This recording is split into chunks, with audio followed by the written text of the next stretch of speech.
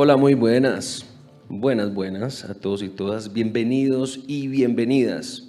El Planetario de Bogotá, el Instituto Distrital de las Artes, IDARTES, a través de este hermoso proyecto IDARTES Internacional, una ventana al mundo, organizan el 12º encuentro de la Asociación de Planetarios de América del Sur, APAS. Hoy es nuestro segundo día de este encuentro. Los invitamos a participar de la franja Planetarios en Pandemia, un espacio para descubrir cómo la educación, la divulgación, la cultura y la ciencia se enfrentaron a grandes retos tras la llegada de la pandemia generada por el COVID-19. Veremos entonces cómo la cotidianidad de escenarios como los planetarios han impulsado y se han visto afectados propiamente, se vieron altamente afectados y creo que todavía un poco aún. Y como esto, les contaba, impulsó la generación de nuevas soluciones, de lo que venimos a hablar, nuevas soluciones y propuestas creativas para llegar a los públicos con contenidos distintos e innovadores. Esperamos que este sea un espacio de intercambio de saberes y experiencias entre todos y todas, de los planetarios también, por supuesto, durante estos tiempos de crisis. Ahora sí, sin más ni menos, con la doctora que la tenía esperando, Jessica Norberto, profesora e investigadora de Brasil, es doctora en educación de la Universidad de Sao Paulo y magíster en comunicación científica y cultural de la Universidad de Campinas. Actualmente se desempeña como comunicadora en la Fundación Centro de Ciencias y Educación Superior a distancia del estado de Río de Janeiro, con la Fundación CECIER, investigadora del Instituto para la Innovación de Métodos, IMI, e investigadora del Instituto Nacional de Comunicación Pública de Ciencia y Tecnología en Brasil. Recuerden, más que un domo, APAS 2021. Un aplauso, por favor, a esta mujer.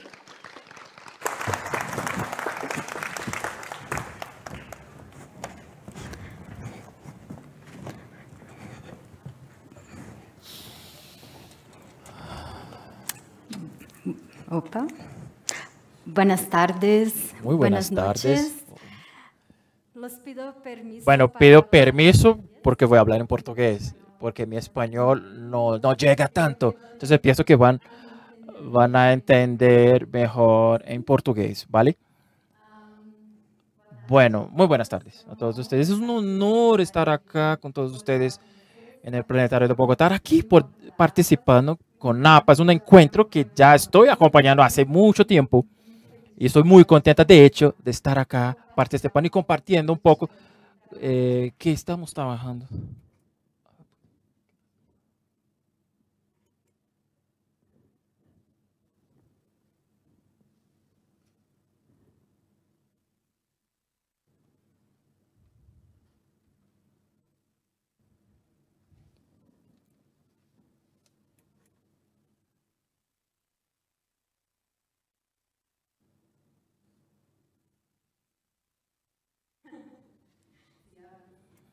Bueno, volvemos.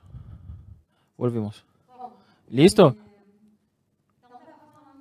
Decía que sí, es un gusto estar acá.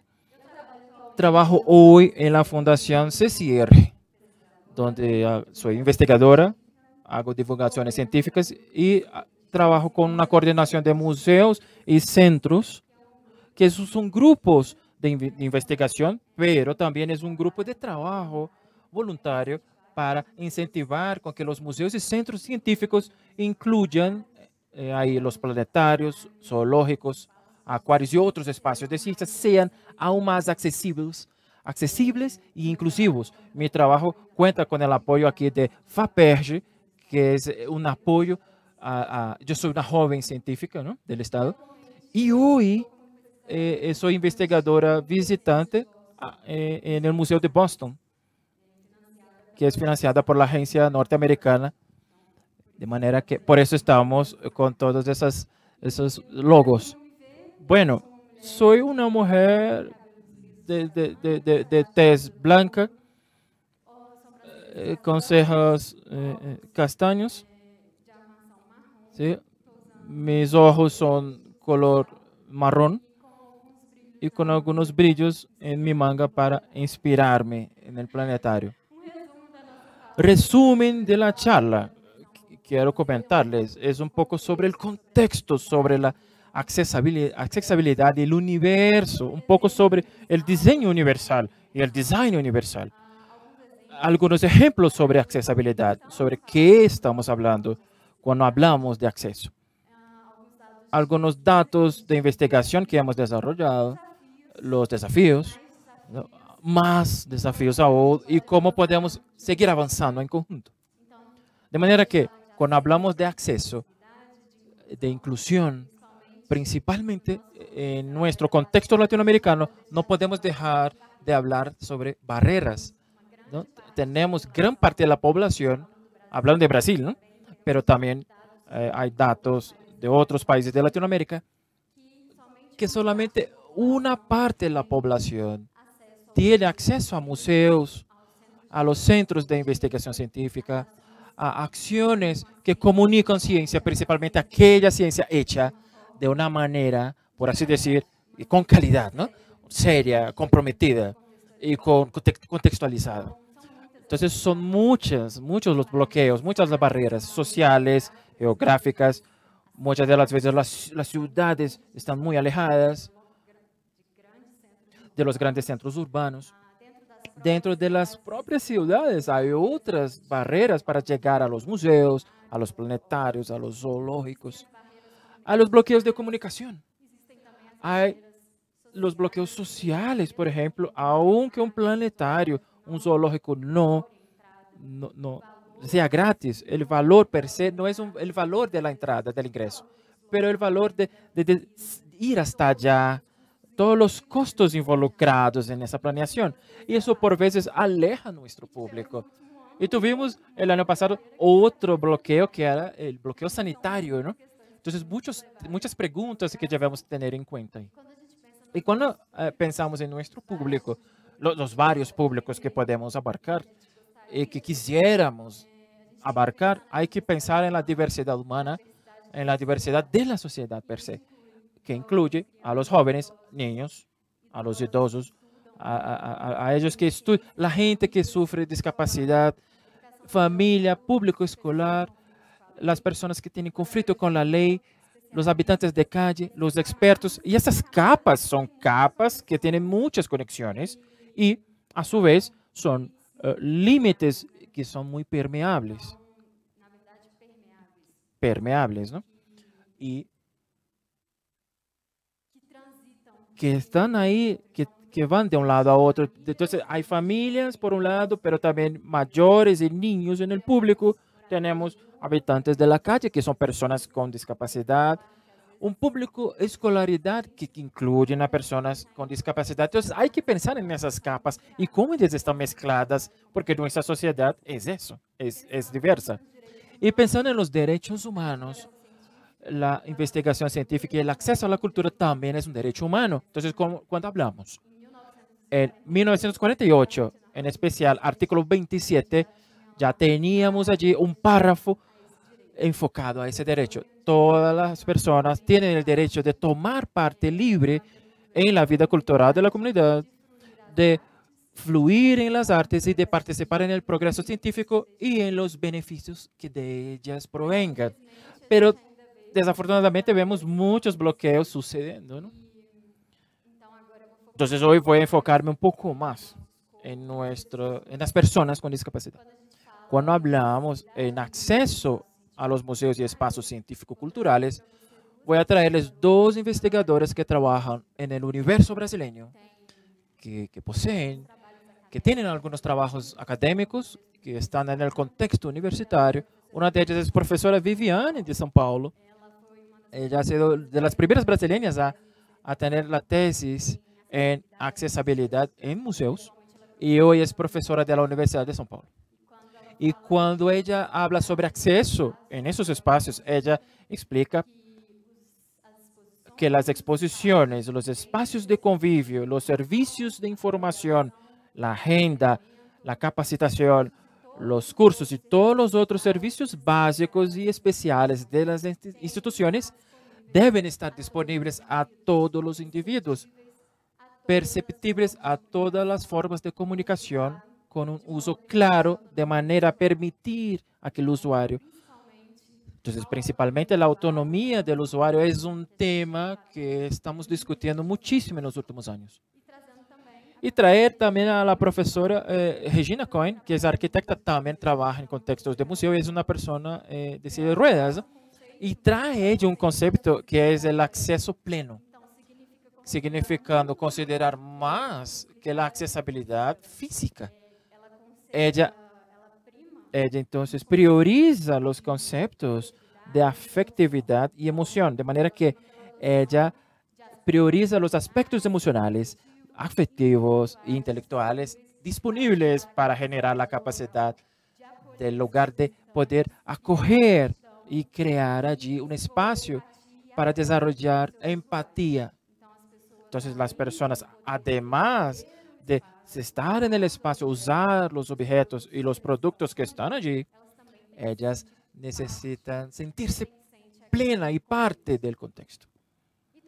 Y claro, todos los conceptos tienen un poco de ver con el tema del diseño universal, que por mucho tiempo ha sido discutido. Es un concepto que primariamente desde temas de arquitectura y diseño, pero también que vamos aplicando a otros universos, otros sectores. Entonces, desde lo diseño universal es diseño de productos y ambientes que pueden y deben ser usados por todas las personas dentro de lo posible, sin la necesidad de adaptarse o de un diseño especializado. Entonces, claro, idealmente un único objeto que podría atender a toda la gente.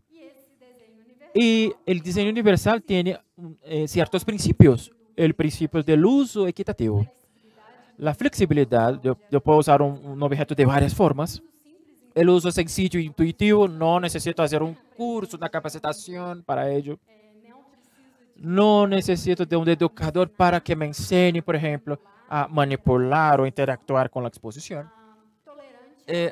Ser tolerante al equívoco. Entonces, en el caso de que el uso sea de una manera no adecuada, no va a traer riesgo alguno, un bajo esfuerzo físico y un espacio adecuado.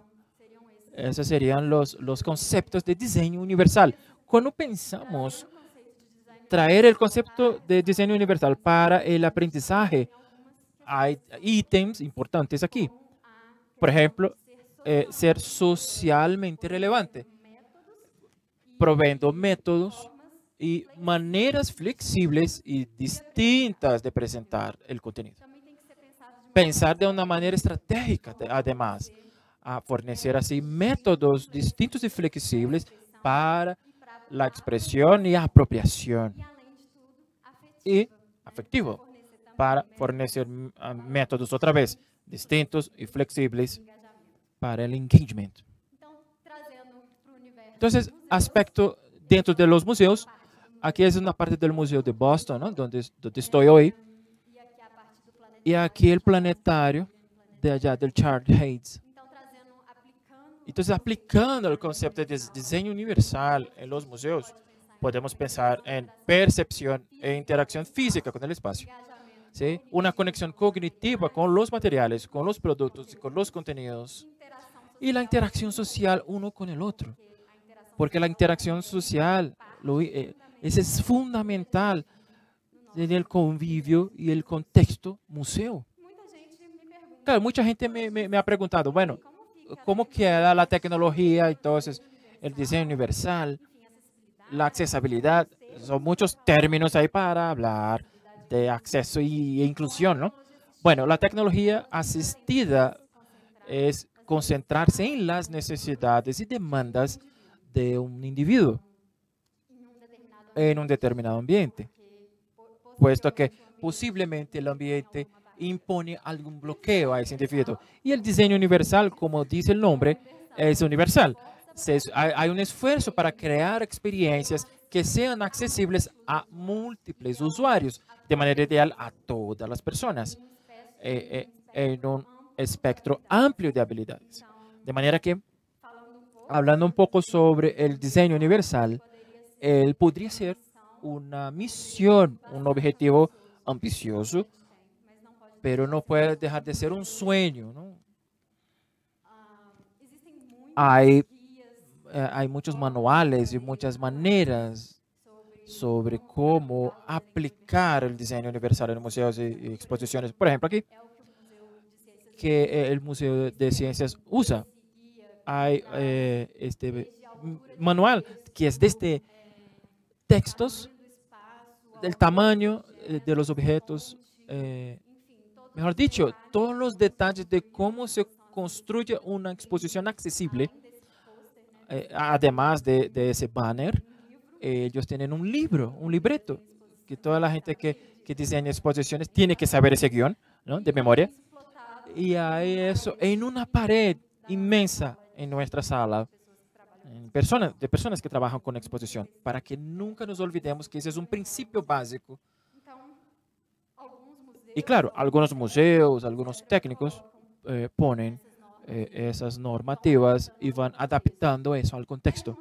Pero en nuestro equipo hemos trabajado, como claro, trabajamos además mucho en el universo académico también.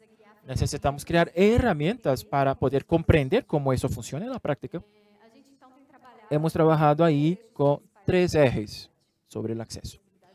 El acceso físico, la accesibilidad de actitud y comunicacional, que es un conjunto, no hay cómo separarlas.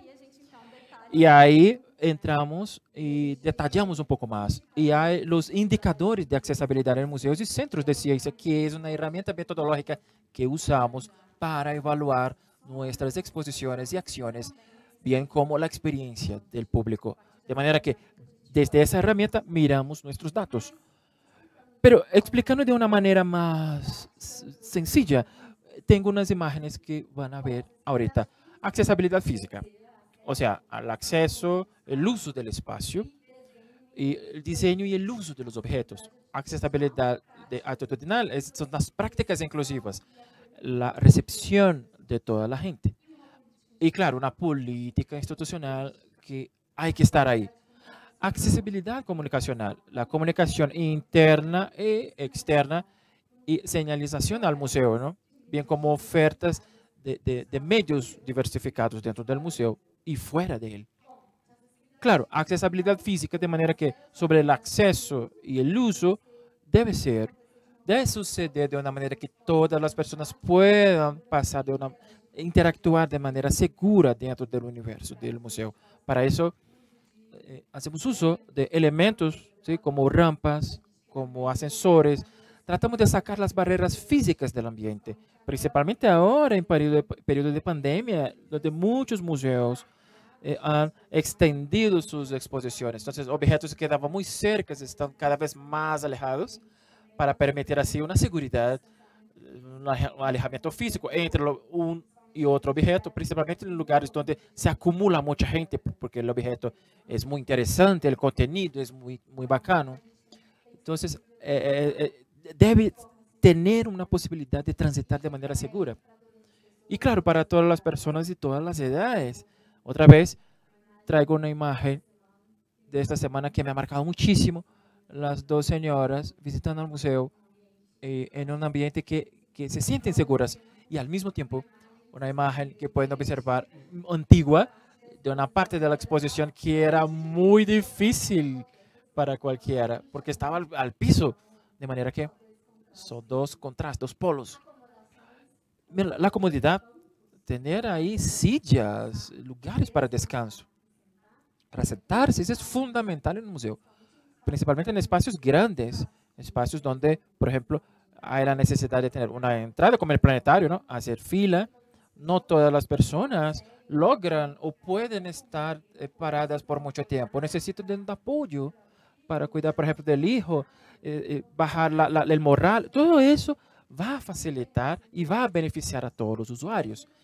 Y en esta imagen yo quisiera preguntarles si ustedes ven distinción entre las 2 sillas, los 2 bancos. ¿Dónde está el equívoco ahí? Es el juego, encuentra el error. El que está más alejado, allá, cerca de la pared, y ese que está más adelante.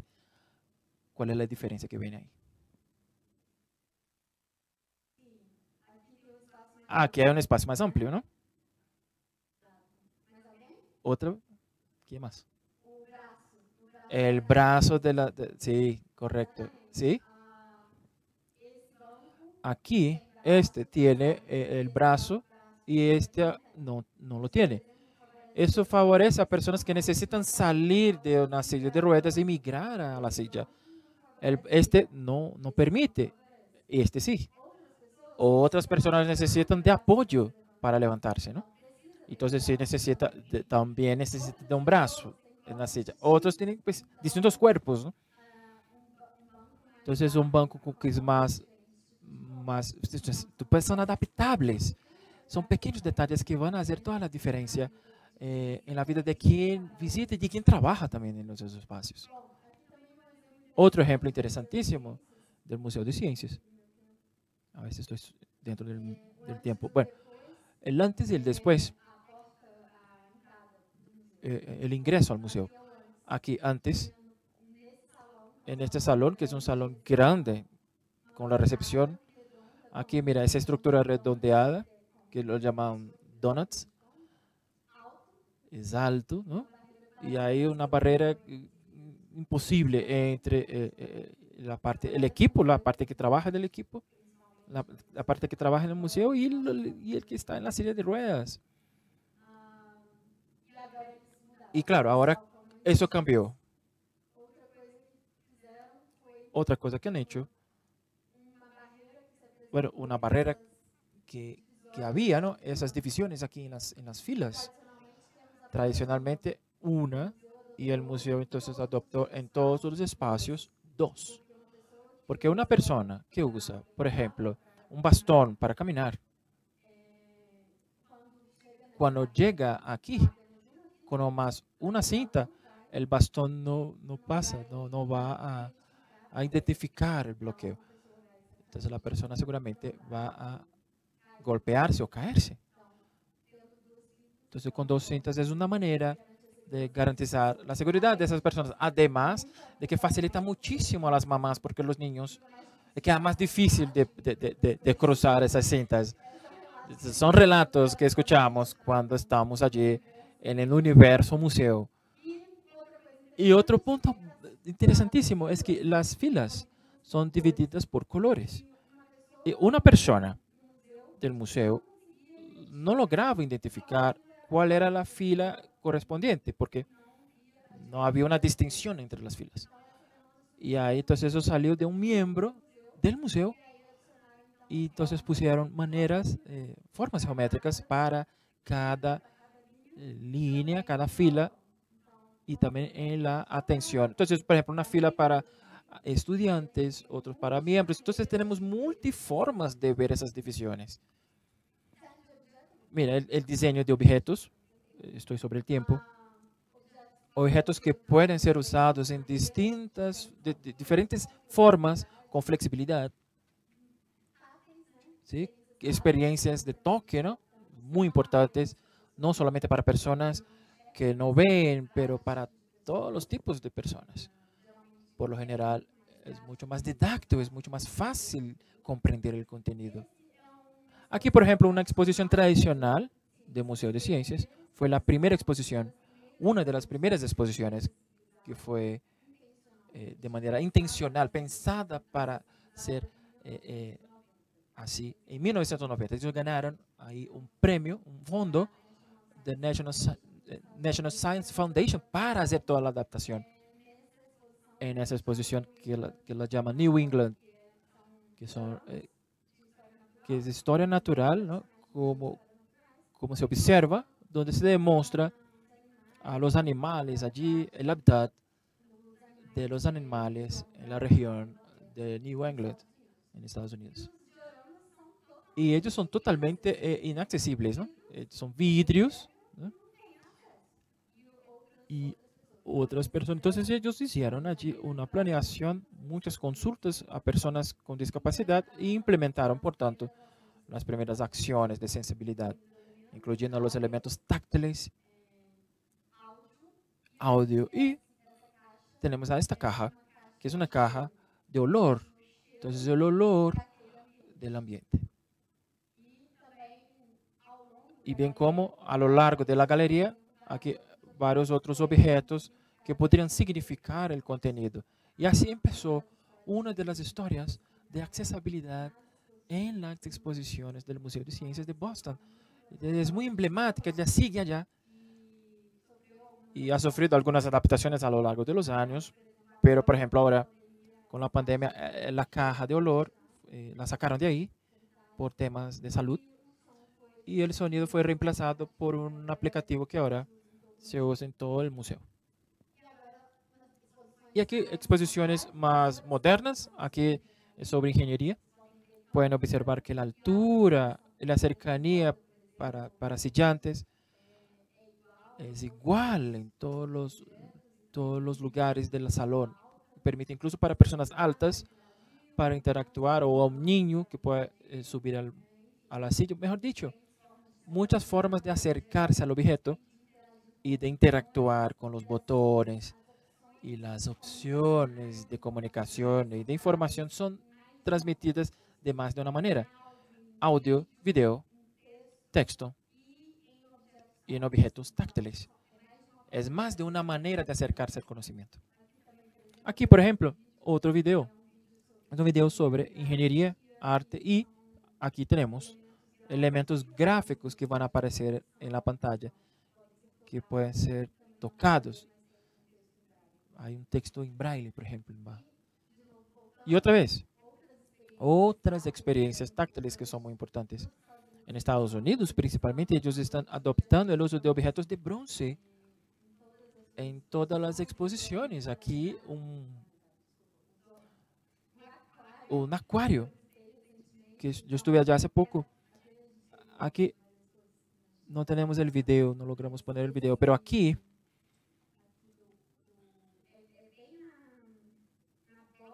es bien en el borde de uno de los grandes acuarios. Entonces, ¿tengo qué? ¿5 minutos? Bueno, es bien al borde. Han apostado muchísimo sobre objetos de bronce. Accesibilidad aquí, poner en práctica la inclusión, que puedan eliminar las barreras. Una política institucional en el tema, que es un tema fundamental, puesto que necesitamos poner esas prácticas de accesibilidad en el cotidiano. Necesitamos, sí, de una planeación estratégica de la gestión del museo o de la institución. Y algunas de las prácticas de política institucional, por ejemplo, tener a personas con discapacidad en el staff. Tenemos, por ejemplo, el Museo de la Mañana en Río, que es un sordomudo, que cambió, transformó la realidad del museo en Río sobre la comunidad zurda, que la comunidad zurda empezó de manera a sentirse representada allí desde que él empezó a trabajar allí. Bueno, comités de gestión. Entonces traigo otra vez el ejemplo del Museo de Ciencias, porque ellos trabajan bastante con accesibilidad para el público, pero también en ambientes internos del museo, detrás de la tarima. Entonces allí es accesible para que podamos tener a personas con discapacidad trabajando también. Y hablando aquí de la historia institucional de ellos, aquí ya habla de personas con discapacidad desde 1976.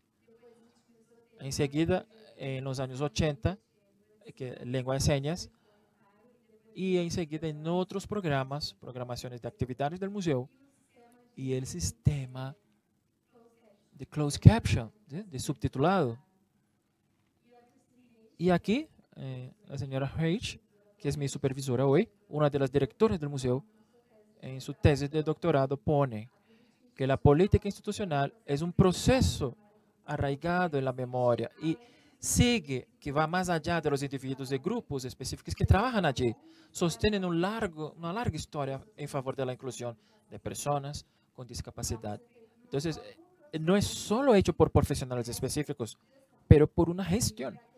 Para que tengamos esa gestión incorporada, necesitamos, por ejemplo, de comités de accesibilidad.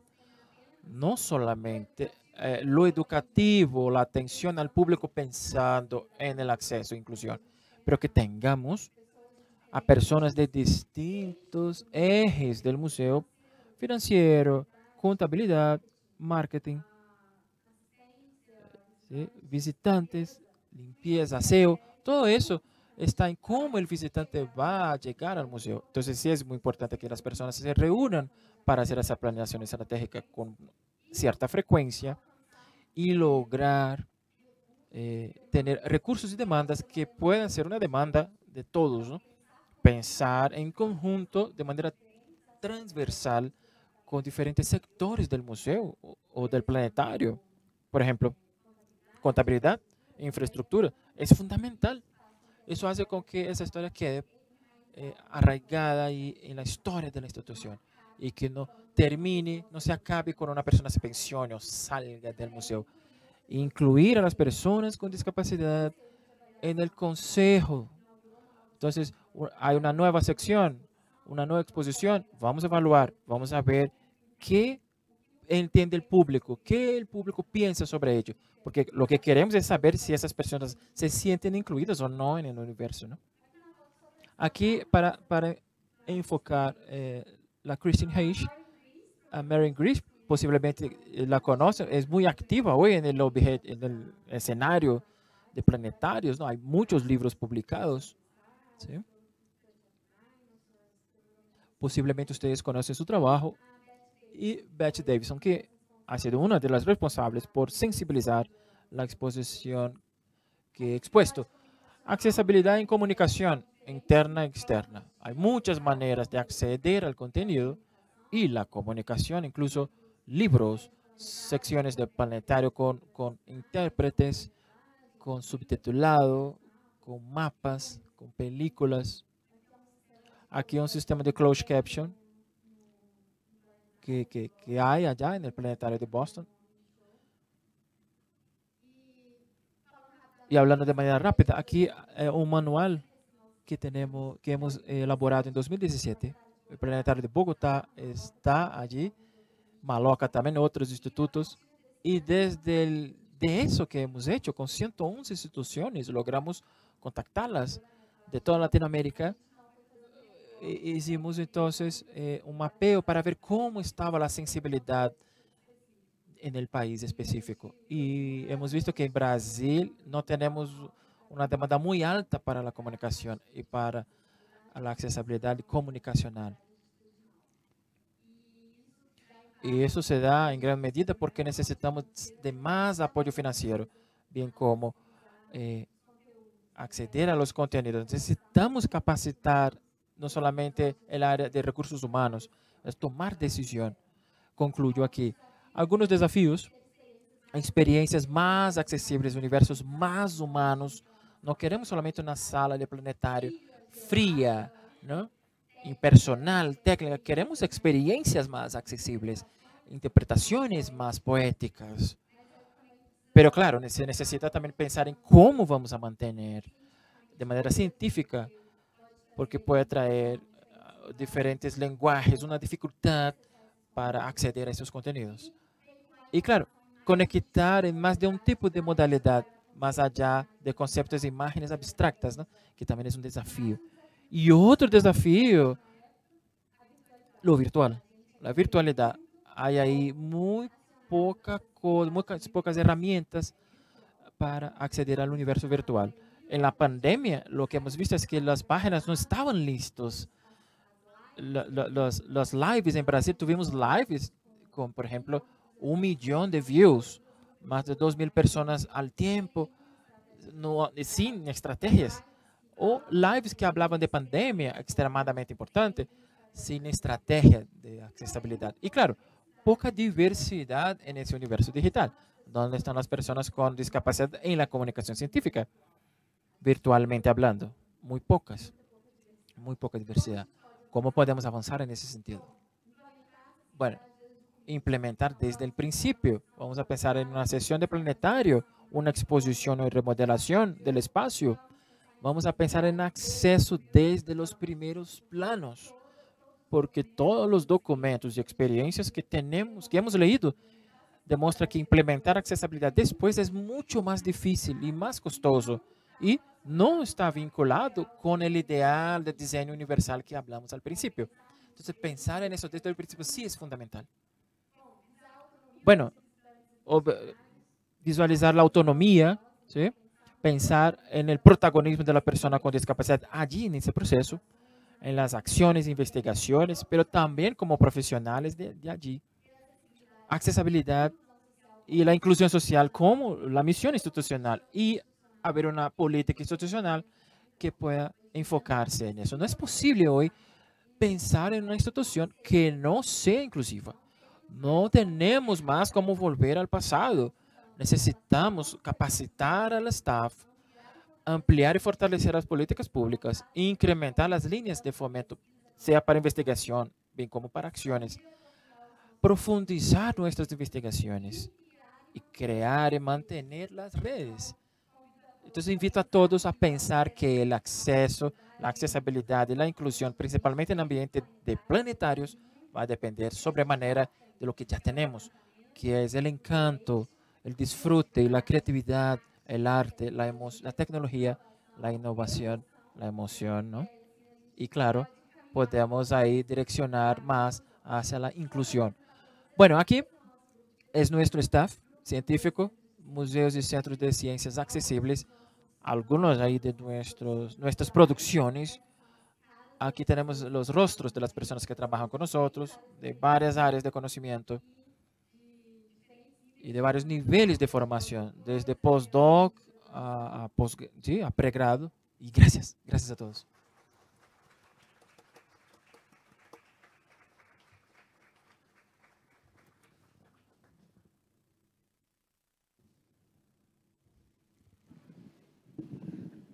Si alguien quiere hacer alguna pregunta, nos levantan la mano, ya les damos el micrófono.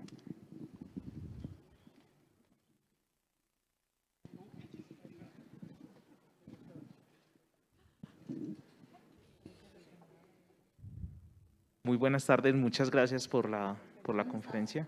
Aquí estoy. Solamente tengo uma dúvida. É somente para perguntar, realmente, o manual que você mostrou agora, o guia de acessibilidade do Museu do Boston, é disponível para consulta pública? Sí, tiene una página y yo puedo compartir con ustedes todos. Pero claro, hay muchos otros materiales allí, ¿sí?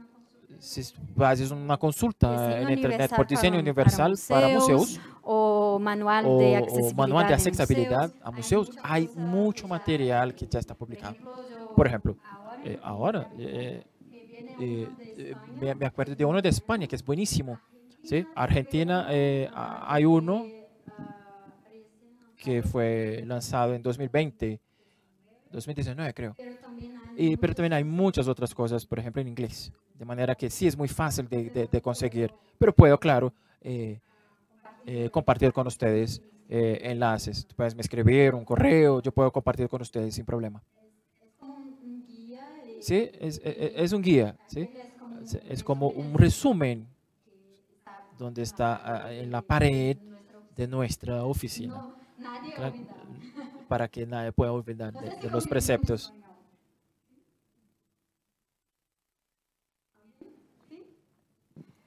Ahora necesito de un intérprete de lengua, por favor.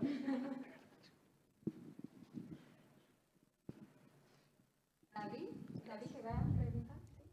David, ¿sabes qué mencionar? Bien, yo quería preguntarte... Eu queria perguntar a você.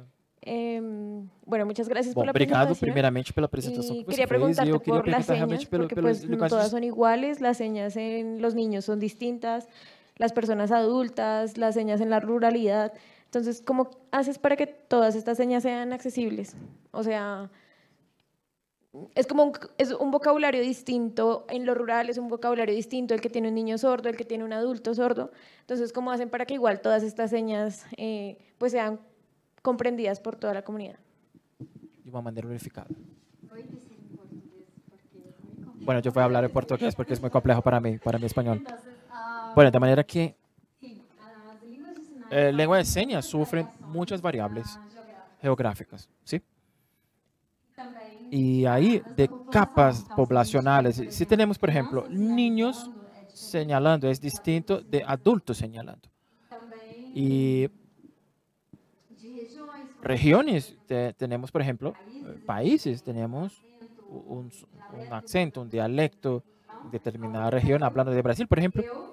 Yo soy de Minas Gerais, hablo distinto, muy distinto de nuestro amigo Guilherme, que es de Rio Grande, del sur de Brasil, y del Carioca, que es de Río. Entonces, esos regionalismos suceden en la lengua de señas.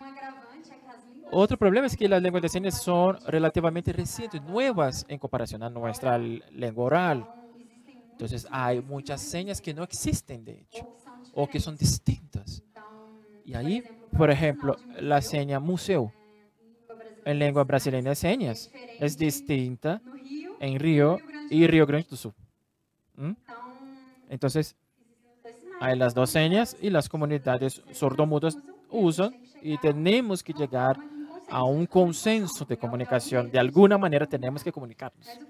Pero lo principal, el desafío principal para los museos y planetarios o exposiciones que abordan temas específicos, como por ejemplo diversidad, muchos nombres para rocas, por ejemplo, son donde no tenemos señas específicas, que era lo que Carlos mencionó en su presentación, que el planetario acá está construyendo con la comunidad sordomuda señas para determinar a los términos científicos.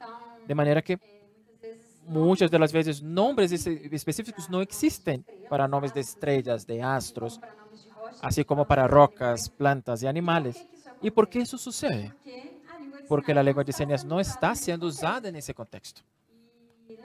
Y no se usa hoy porque principalmente en nuestro caso, Latinoamérica y Brasil, tenemos una educación para sordomudos todavía, como puedo decir, muy pobre, muy problemática, que confronta muchas dificultades.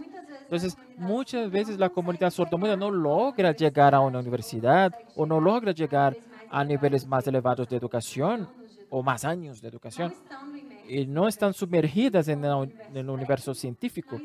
No hay la necesidad de hablar sobre ello y no hay entonces una palabra para determinar algo en ese sentido. Entonces, no hay las señas.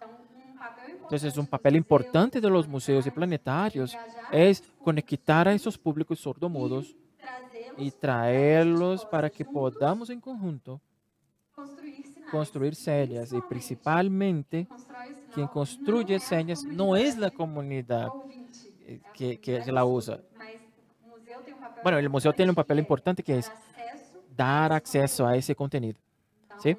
Entonces, en conjunto, podemos construir un glosario, podemos construir una comunicación científica más accesible. En nuestro grupo, para concluir, nosotros hace poco, principios de este año, publicamos un libro con las experiencias de los museos brasileños sobre accesibilidad.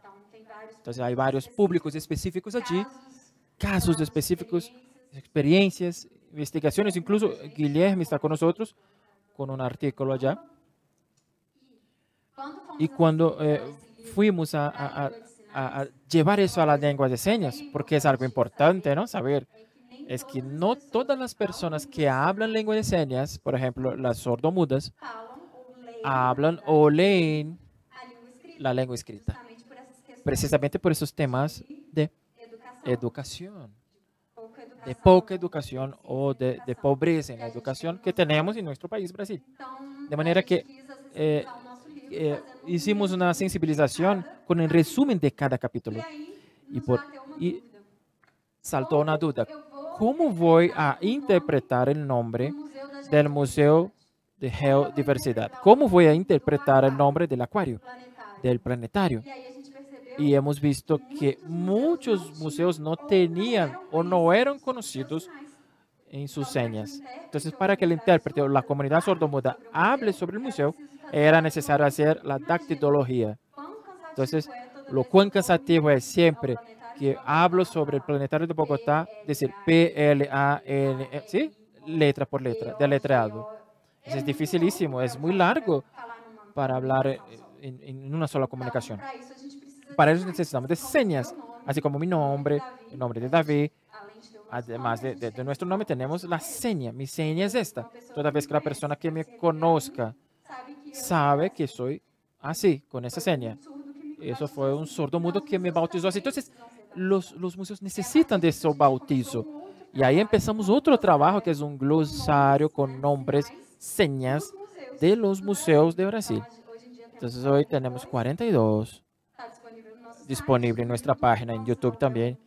Es un glosario colectivo porque las personas sordomudas, los intérpretes y educadores de todo el Brasil que trabajan en esas exposiciones o en esos museos bautizaron y sabían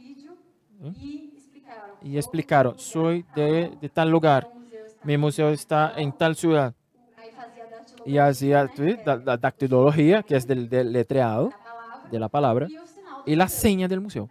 De manera que el planetario de Bogotá es así. Sí, ¿cierto? Bueno, importante saber que acá hay, ¿sí? Maloca también, pero ¿será que los otros museos lo tienen? Entonces, es la puerta de entrada que necesitamos abrir dentro de una institución para conectar con nuestros públicos sordomudos. No sé si he contestado a la pregunta. ¿Sí? Hablé muchísimo aquí en la charla porque me gusta muchísimo, pero son elementos ahí que son importantes para contestarte. Muchas gracias. Muchas gracias. Muchas gracias.